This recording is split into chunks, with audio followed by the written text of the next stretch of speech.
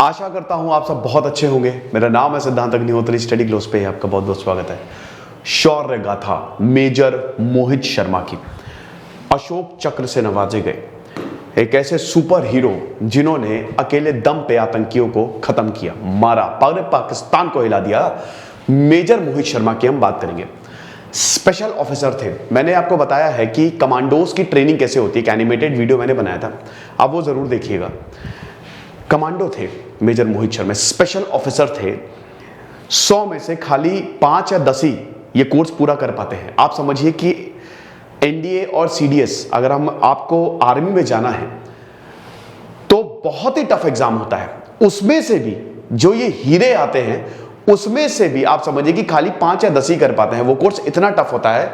Major Mohit Sharma ने बहुत ही smoothly उसको पूरा किया।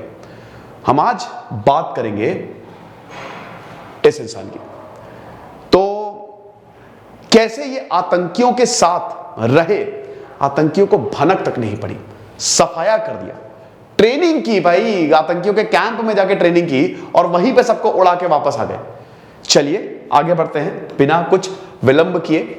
इफ्तिकार भट्ट, आप समझिए, ये एक इन पे मूवी भी आई थी, ठीक है, लेकिन इन पे तो प्रॉपर फुल फ्लेजेड मूवी बननी चाहिए। इन पे किताब भी लिखी गई, शिव अरूर की इंडियाज मोस्ट फियरलेस, जो उसका चैप्टर 1 है, चैप्टर 2 की चैप्टर 1 वो इन्हीं पे ही है।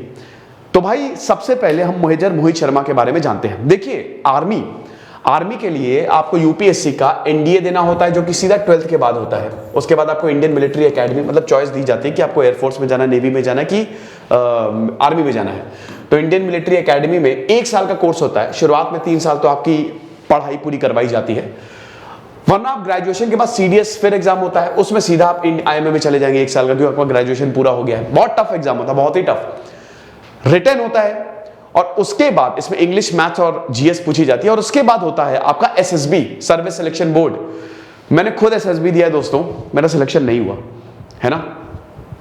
2 बार जब मैं 12th में था तब दिया था एनडीए का, और 2 बार मैंने दिया था जब सीडीएस का एग्जाम, मेरा सिलेक्शन नहीं हुआ। मतलब बहुत मुश्किल था, बहुत मुश्किल होता है। एसएसबी में तो 3 बार तो स्क्रीन आउट।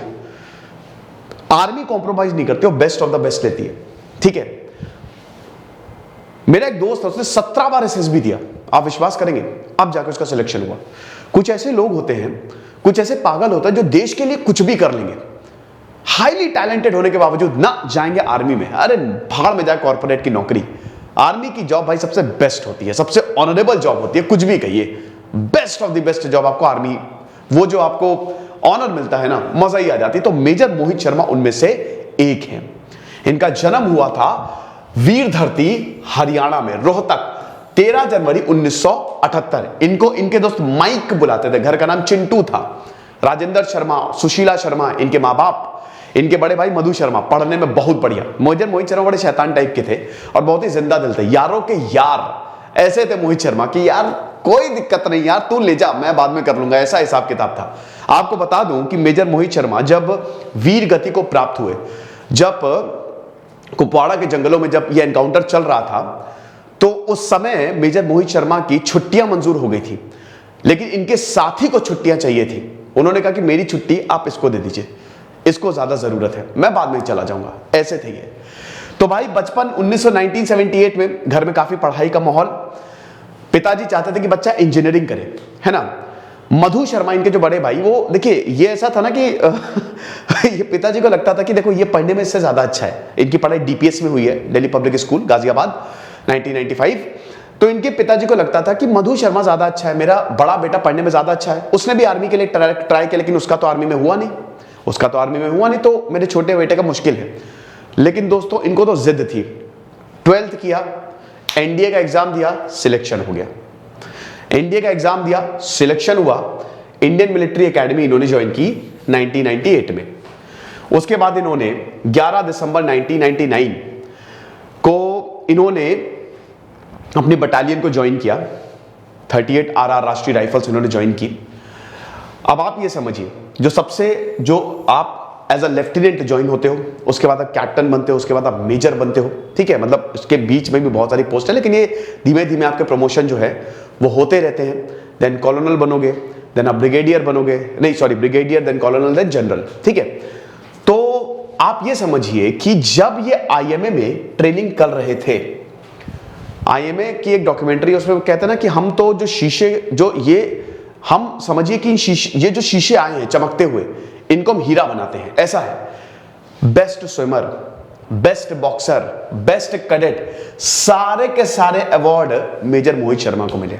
जितने भी अवार्ड आप समझ सकते हैं ना, मतलब हर चीज में बेस्ट बेस्ट बेस्ट। इसीलिए पैरा एसएफ की ट्रेनिंग के लिए ये गए।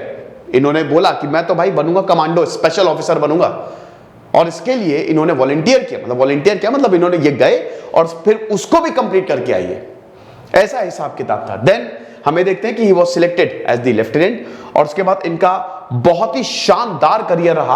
आप समझिए 3 साल। देखिए मैंने बताया ना कि मिलिट्री सर्विस में आईएमए में काफी लंबा होता है, ठीक है। पहले आपकी पढ़ाई पूरी करवाई जाएगी, फिर आपको आईएमए में प्रॉपर ट्रेनिंग दी जाती है। तो 3 successful years of military service जब कंप्लीट करने के बाद इन्होंने स्पेशल फोर्सेस के लिए अप्लाई किया, and he became a para commando in 2003। तो ये बहुत बड़ी बात है। मैंने बताया कि कमांडो की ट्रेनिंग हिला देती है आपको, हिला देती है आपको। सोने नहीं दिया जाता, आपको पता है 7 दिन तक खाली 2-3 घंटा सोना है। कभी भी रात में बोले कि जाओ भागो, ऐसा होता है। आपके हाथ पैर बांध के ठंडे पानी में छोड़ दिया जाएगा, एक्सट्रीम से एक्सट्रीम, और आपको कुछ नहीं करना है, आपको कुछ भी नहीं करना। अगर आपको नहीं करना, वही मना कर दो, आपको वापस चले जाओ। तो आप समझिए कि 100 लोग में से, 100 सोल्जर्स में से 5 या 10 ही बन पाते हैं मैक्सिमम जो कमांडोज बनते हैं। But he was special officer. तो उसके बाद आप समझिए कि इन्होंने अपनी कश्मीर, जो जब इनकी पोस्टिंग हुई, कश्मीर में इनकी पोस्टिंग हुई, और इनके पिताजी चाहते थे कि भाई पोस्टिंग वहां हो जाता जहां ज्यादा खतरा ना हो। लेकिन मोहित शर्मा तो खतरों के खिलाड़ी, उन्होंने कहा ना, पोस्टिंग तो वहीं लेंगे जहां सबसे ज्यादा खतरा है। तो कश्मीर में आपको पता उस समय बहुत अनस्टेबिलिटी थी। ये 1990s 2000 वाला जो एरा था ना, दिक्कत बहुत ज्यादा थी, चीजें भी सुधर रही थी। अब उसके बाद क्या हुआ कि जब ये अपनी पूरी ट्रेनिंग कंप्लीट करके आए, तो इन्होंने बोला कि चलो आतंकियों को मारते हैं। कश्मीर में इनका बहुत ही 3 साल का जो इनका करियर था बहुत ही शानदार रहा था। बहुत सारे ऑपरेशंस इन्होंने किए थे, ऑपरेशंस इन्होंने इतने बढ़िया तरीके से किए थे। इनके बारे में एक चीज मशहूर थी कि एक तो जो लोकल्स भी इनको बहुत ज्यादा पसंद करते थे जहां पे भी जाते थे, प्लस ये ना, ये बहुत ही शार्प थे। मतलब जब अगर इन्होंने एक जो प्लान बनाते थे उसमें 0 कैजुअलिटी पे वो प्लान पूरा करते थे ये। तो ऐसे कई सारे ऑपरेशन इन्होंने किए, और इसीलिए इनको सेना मेडल भी दिया गया। इतनी जल्दी, इतनी कम उम्र में 2003 में इनको सेना मेडल दे दिया गया। इसमें एक और चीज हुई थी दोस्तों, एक और कहानी है कि बहुत कम बार ऐसा हुआ है कि जो सेना है, सेना का सोल्जर वो आतंकियों के साथ रह के आया। मेजर मोहित शर्मा ने कारनामा किया। मेजर मोहित शर्मा ने एक बहुत जबरदस्त प्लान बनाया। उस समय हिजबुल मुजाहिदीन बहुत बैंड बजाए हुए था, तो इनके आतंकियों को मारना बहुत ज्यादा जरूरी था। ये लोग रिक्रूट करते थे, ठीक है। तो मॉडस ऑपरेंडी समझना जरूरी था। तो मेजर मोहित शर्मा इफ्तिकार बन के गए। इन्होंने दाढ़ी बनानी शुरू की, इन्होंने पूरी प्रॉपर ट्रेनिंग ली, ठीक है। सब कुछ, जो भी नमाज एंड एवरीथिंग, ठीक है, कुरान, सब कुछ इन्होंने, मतलब जैसे एक होता है ना कि मतलब एक आतंकी कैसे काम करता है, ठीक है, क्या क्या बेसिक्स हैं, वो सब इन्होंने सीखे। आतंकी को पकड़ना तो वैसे ही सोचना पड़ेगा। तो उसके बाद हमें देखते हैं कि ही वेंट देयर, और वहां पे इनकी मुलाकात होती है आतंकियों से। हिजबुल मुजाहिदीन का जो मेन कमांडर था अबू तोरार और अबू सब्जा, ठीक है, जो मेन कमांडर था यही, जो लगातार ये अबू तोरारा और अबू सब्जा, इनसे मिले। अब भाई जब मुलाकात हुई तो बहुत सारे आतंकी थे इर्द गिर्द। इन्होंने बोला कि देखो भाई, 2001 में मेरे भाई पे अटैक हुआ था। ये पूरी कहानी आप देख सकते हैं कि मेरे भाई पे अटैक किया था यहाँ पे इंडियन आर्मी ने, और मेरा भाई मारा गया, और अब मुझे किसी भी हाल में, मैंने सब ग्राउंड वर्क कर लिया है, मुझे इंडियन आर्मी से बदला लेना है। तो अब इन्होंने भाई आतंकी बोलने लगे कि यार एकदम से कोई ऐसे आ रहा है, ऐसे बोल रहा है, समझ नहीं आ रहा है, मतलब ये तो झूठ लग रहा है। और कॉन्फिडेंस जबरदस्त था मेजर मोहित शर्मा ने, और एकदम कॉन्फिडेंटली बोला कि नहीं नहीं ऐसा कुछ नहीं है, ये हुआ मेरे साथ, और ये करना है, मुझे अटैक करना है, और चाहे जैसे भी करना है, चेक पोस्ट को तबाह कर देगा, मैं तबाह करूंगा आपके लिए, मैं ये काम करूंगा, राइट। सो ये कह के इन्होंने ग्राउंड वर्क करना शुरू कर दिया। अब आतंकी कंफ्यूज्ड, अबू तोरार और अबू सब्जा अभी तक जो है वो कंफ्यूज्ड थे कि क्या वाकई में ऐसा है, क्योंकि शक हो रहा था। क्योंकि जब भी ये पहचान के लिए पूछते कि बातें, भाई बताओ तो कहां से आए हो तुम, ये बातें घुमा देते, यार वो सब मैटर नहीं करता यार, मैटर नहीं करता, मुझे बदला लेना है। तो अब ऐसा हुआ कि एक पॉइंट पे जब मोहित शर्मा को लगा कि यार चीजें गड़बड़ हो रही हैं, ये लोग शायद मान नहीं रहे हैं, तो उन्होंने AK-47 अपनी फेंक दी। बोला कि ठीक है, शक हो तो मार दो, जान ले लो, अगर तुमको लग रहा है कि मैं झूठ बोल रहा हूं तो यही मार दो। आतंकी कन्विंस्ड कि गजब। उसके बाद फिर इनकी बाकायदा इनको ट्रेनिंग कैंप पे लगे, इन्होंने देखा कि किस तरीके से ट्रेनिंग होती है पाकिस्तान में जो ट्रेनिंग कैंप्स है, और उसके बाद मौका मिलते ही, क्योंकि जब ये ट्रेनिंग कर रहे थे भाई सबके सब स्तब्ध कि भाई क्या जबरदस्त है ये, गजब। और जैसे ही इनको मौका मिला इन्होंने आतंकियों को खत्म किया, वहीं पे मार दिया। मतलब समझिए कि आतंकी के घर में घुस के उनको मार के ये वापस आ गए, और वापस वो शांति से आर्मी कैंप में चले गए। ओ वाहवाही हुई, सब के सब आतंकी देखते रह गए। इतना ज्यादा डर फैला दिया था उन्होंने हिजबुल के अंदर कि हर कोई एक दूसरे को शक की नजर से देखने लगा था। और अनऑफिशियल रिकॉर्ड्स की माने कि हिजबुल ने ऐसे बहुत सारे आतंकियों को खत्म भी कर दिया था कि यार ये भी जासूस हो सकता है, ये भी जासूस हो सकता है। जबरदस्त स्ट्रैटेजी थी। उसके बाद ऑपरेशंस होते रहे। फिर हम ये देखते हैं कि जो इनका ये तो ठीक है। उसके बाद फिर ये, अब देखिए 2009 में ये अनफॉर्चुनेट इंसिडेंट हुआ। देखिए आर्मी के लिए तो अनफॉर्चुनेट कुछ होता नहीं है, you have to understand. Army के लिए, मेजर मोहित शर्मा के लिए तो वाज नो अनफॉर्चुनेट इंसिडेंट, क्योंकि वो तो खतरों के खिलाड़ी होते हैं और देश के लिए कुछ भी करेंगे। हुआ क्या था कि यहां पे ऑपरेशन चल रहे थे, आतंकियों को खत्म करने के लिए 4 आतंकी मारे भी गए थे। अब उस समय थोड़े स्टाफ की कमी थी। होली का टाइम था, ये मार्च की बात है, ये होली का टाइम था।